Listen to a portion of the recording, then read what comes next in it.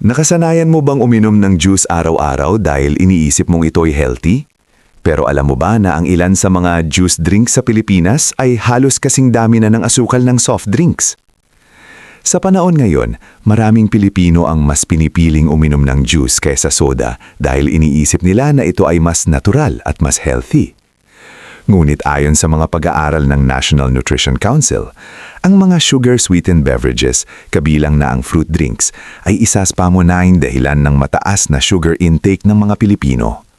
Sa katunayan, umaabot sa humigit kumulang 21.4 gramo ng asukal kada araw ang nakokonsumo mula sa mga inumin pa lang. Ang problema, maraming juice drinks ang may label na fruit drink o juice drink pero hindi ito 100% fruit juice. Kadalasan, ito ay may halong tubig, artificial flavoring, at mataas na refined sugar o high fructose corn syrup. Ayon sa health experts, ang sobrang pag-inom ng ganitong uri ng inumin ay konektado sa obesity, diabetes, at heart disease. Mas nakakagulat pa, ayon sa ilang pag-aaral, ang isang baso ng fruit juice ay maaaring may halos kaparehong dami ng asukal ng soft drinks. Kaya sa video na ito, alamin natin ang 8 juice drink brands sa Pilipinas na halos asukal lang at ang dalawang mas natural na alternatibo na mas maingat mong piliin. Bago tayo magsimula, sabihin mo sa komento anong brand ng juice ang pinakapaborito mong inumin. Sa tingin mo ba ligtas ang pagpili mo? Ang bawat komento ay binabasa namin at ipang makatulong sa ibang may karanasan.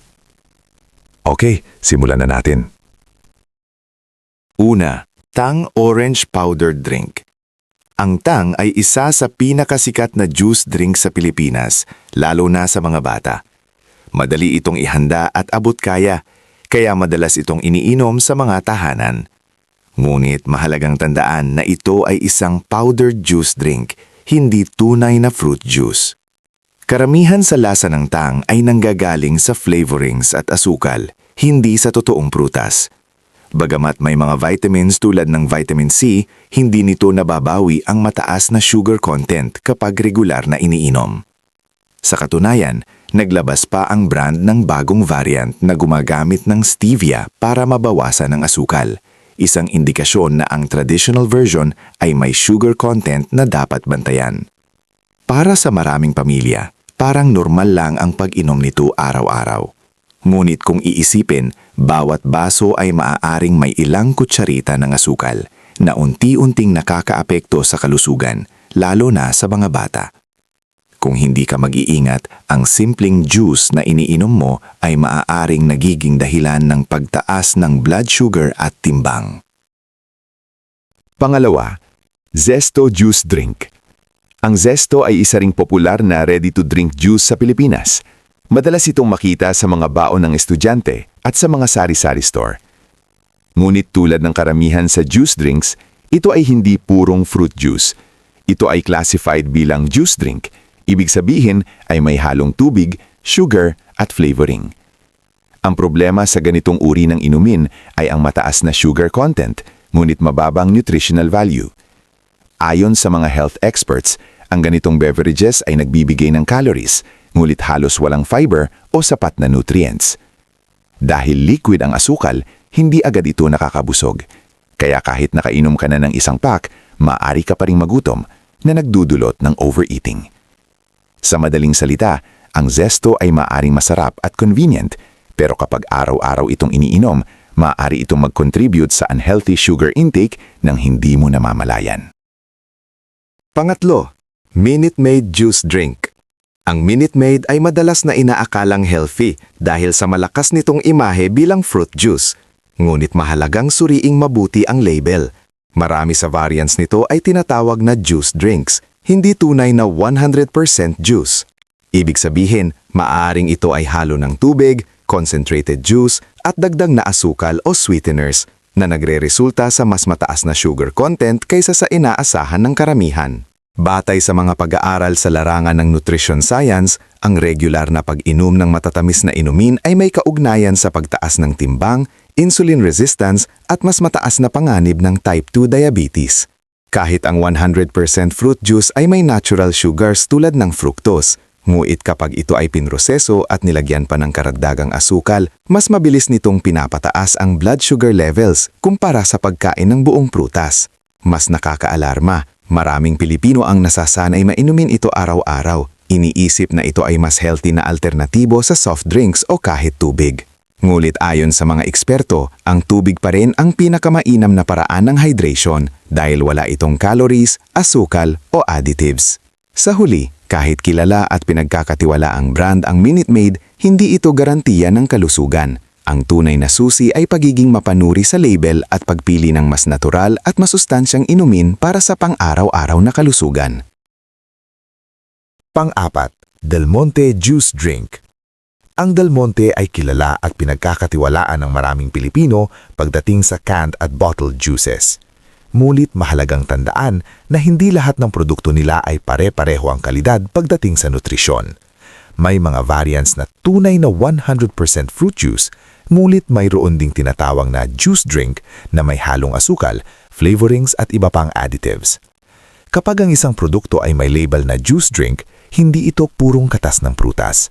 Sa katunayan, ayon sa mga pag-aaral sa larangan ng nutrisyon, ang ganitong uri ng inumin ay kadalasang mataas sa added sugar at mababa sa natural fiber na karaniwang matatagpuan sa tunay na prutas. Dahil dito, maaari itong magdulot ng mabilis na pagtaas ng blood sugar levels o tinatawag na sugar spikes na delikado lalo na sa mga may diabetes o sa mga nais umiwas sa lifestyle diseases. Bukod pa rito, ipinapakita rin ng research na ang regular na pag-inom ng matatamis na inumin ay may kaugalian sa weight gain, insulin resistance at iba pang metabolic issues.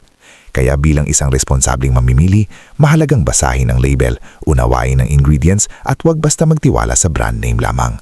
Ang tunay na kalusugan ay nagsisimula sa tamang kaalaman. Kung nanonood ka pa rin ng video na ito at nakakatulong sa iyo ang mga impormasyong ito, paki-comment ng numero 4 sa ibaba para malaman kung nandito ka. At kung hindi ka pa nakakasubscribe, inirerekomenda kong mag-subscribe ka at i-on ang bell notification para hindi mo makaligtaan ang mga susunod na videos. Ang iyong suporta ay tumutulong sa amin na makagawa pa ng magagandang content para sa iyo. Ngayon, magpatuloy tayo.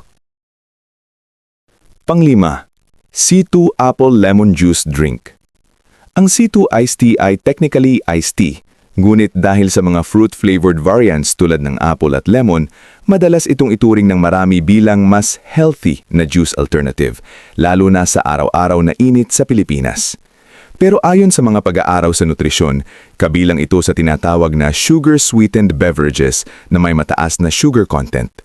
Sa katunayan, ang isang serving ay maaaring umabot sa humidit kumulang 5 to 7 kutsarita ng asukal, na halos kalahati na ng inirerekomendang daily limit ng World Health Organization para sa added sugar intake. Dahil malamig, matamis at sobrang refreshing ang lasa nito, madaling ma-overconsume, lalo na kapag nauuhaw ka o nagpapalamig sa tanhaling tapat.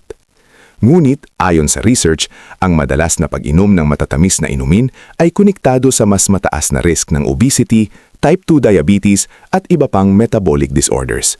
Sa madaling salita, kahit mukhang harmless at pang-refresh lang, ang sobrang pag-inom nito ay aaaring magdulot ng long-term health risks. Kaya mas mabuting gawing occasional treat na lang ito kaysa gawing araw-araw na inumin. Pang-anim, Nestea Juice Drink. Ang Nestea ay isa pang kilalang inumin sa Pilipinas na madalas makikita sa mga handaan, baon ng bata o pampalamig sa mainit na panahon. Katulad ng tang, ito ay isang powder drink na madaling timplahin at abot kaya naging bahagi na ng pang-araw-araw na buhay ng maraming Pilipino. Ngunit sa kabila ng sarap at convenience nito, mahalagang maunawaan ang tunay nitong epekto sa kalusugan. Dahil ito ay may mataas na halong asukal at artificial flavorings, ang nutritional value nito ay mas mababa kumpara sa natural na prutas o fresh juice. Ayon sa mga pag-aaral sa nutrisyon at kalusugan, ang madalas na pag-inom ng sugary drinks tulad nito ay may kaugnayan sa pagtaas ng timbang, insulin resistance at mas mataas na panganib ng pagkakaroon ng type 2 diabetes. Bukod dito, maaari rin itong magdulot ng energy spikes at crashes na nakakaapekto sa ating araw-araw na sigla. Kaya kahit masarap at refreshing ang Nestea, mas mainam pa rin na limitahan ng pag-inom nito.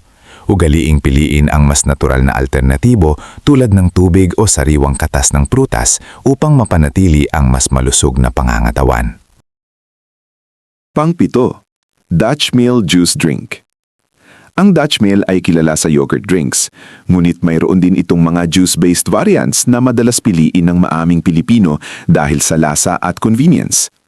Ngunit sa likod ng matamis at refreshing na inumin na ito, mahalagang maunawaan ang tunay na nilalaman nito.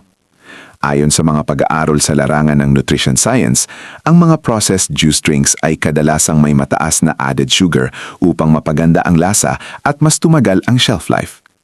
Kahit pa may probiotics o dagdag na vitamins ang ilang variants, hindi nito nababalanse ang negatibong epekto ng sobrang asukal sa katawan. Ipinapakita ng mga research na ang labis na sugar intake ay direktang konektado sa pagtaas ng risk ng type 2 diabetes at obesity, dalawang kondisyon na patuloy na tumataas ang kaso sa Pilipinas. Sa madaling salita, hindi sapat na umasa lamang sa marketing claim sa harap ng packaging.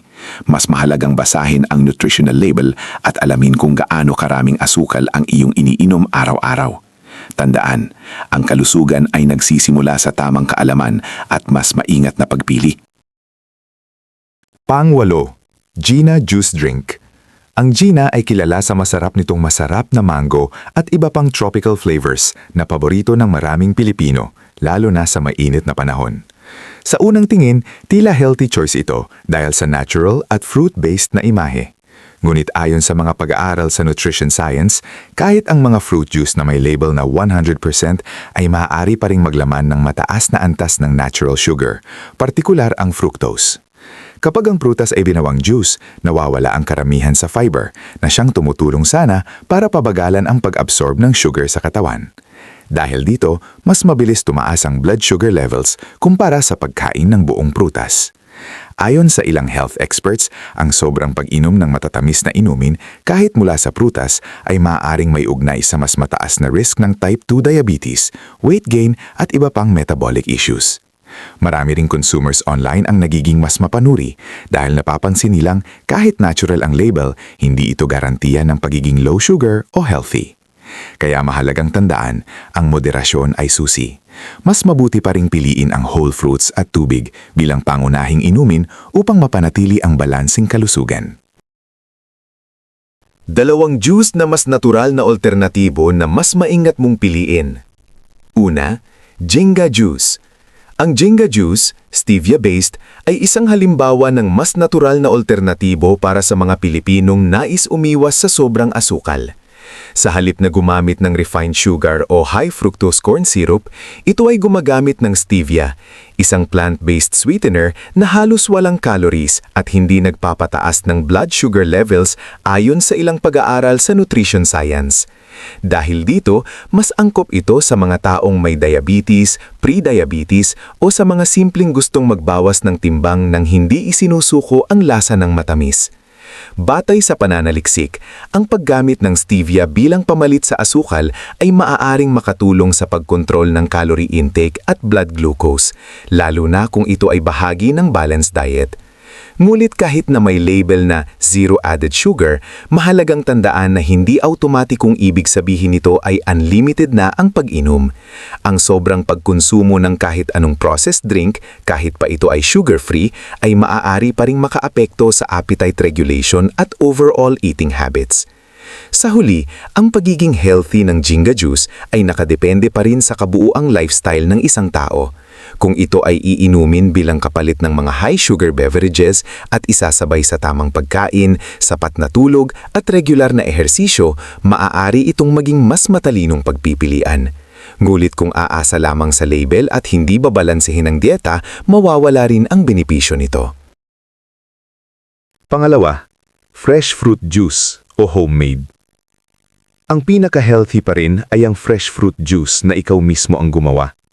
Hindi lamang dahil masariwa ito, kundi dahil hawak mo ang bawat sangkap na inilalagay mo sa iyong katawan. Sa ganitong paraan, kontrolado mo ang dami ng asukal at siguradong walang halong artificial additives, preservatives o chemical na karaniwang matatagpuan sa mga processed drinks. Ayon sa mga eksperto sa nutrisyon at sa mga pag-aaral sa kalusugan, Mas mainam pa rin ang pagkain ng whole fruits kaysa sa pag-inom ng juice dahil naglalaman ito ng natural fiber na tumutulong sa mabagal na pag-absorb ng asukal sa dugo. Ang fiber na ito ay mahalaga upang maiwasan ang biglaang pagtaas ng blood sugar na maaaring magdulot ng diabetes at iba pang metabolic diseases. Kapag ginawa mong juice ang prutas, nababawasan ang fiber at mas mabilis itong nagiging asukal sa katawan. Kaya kahit fresh pa ito, dapat ay may tamang pag-iingat. Kung nais mo pa rin uminom ng juice, mas mabuti na sundin ang ilang simpleng gabay. Siguraduhing walang added sugar, gumamit lamang ng fresh at natural na ingredients, at huwag itong gawing araw-araw na inumin. Sa halip, gawin itong occasional treat at mas piliin pa rin ang pagkain ng buong prutas bilang bahagi ng iyong pang-araw-araw na dieta. Sa ganitong paraan, napapangalagaan mo ang iyong kalusugan habang na-e-enjoy mo pa rin ang natural na tamis ng prutas.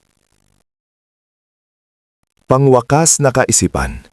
Ang katotohanan na ito, hindi lahat ng tinatawag na juice ay tunay na healthy. Sa maraming pag-aaral, ipinapakita na karamihan sa juice drinks na mabibili sa merkado ay mataas sa added sugar at mababa sa tunay na nutrisyon. Sa Pilipinas, maraming produkto ang naglalaman lamang ng kaunting fruit extract ngulit dinadagdagan ng asukal, artificial flavor at preservatives na maaring magdulot ng pagtaas ng blood sugar, timba at paranib sa lifestyle diseases tulad ng diabetes at sakit sa puso. Sa dami ng pagpipilian, mahalagang maging mapanuri.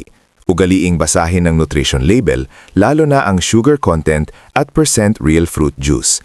Ayon sa mga eksperto, ang sobrang pag-inom ng matatamis na inumin ay konektado sa chronic inflammation at metabolic problems. Kaya huwag basta magpapadala sa makukulay na packaging at salitang vitamin-rich o natural. Sa huli, ang pinakamabuting inumin pa rin ay tubig. Malinis, walang calories at tunay na kailangan ng katawan. Tandaan mo, ang bawat iniinom mo araw-araw ay unti-unting humuhubog sa iyong kalusugan sa hinaharap. Piliin mo ang mas makakabuti para sa mas mahaba at mas malusog na buhay. Kung nagustuhan mo ang video na ito at nakatulong ito sa iyo, mangyaring i-like, mag-subscribe at i-share. Ang inyong suporta ay tumutulong sa amin na patuloy na gumawa ng magagandang content upang kayo ay mabigyan ng kaalaman at inspirasyon. Salamat sa panonood at inaasahan naming makita kayo sa susunod na video.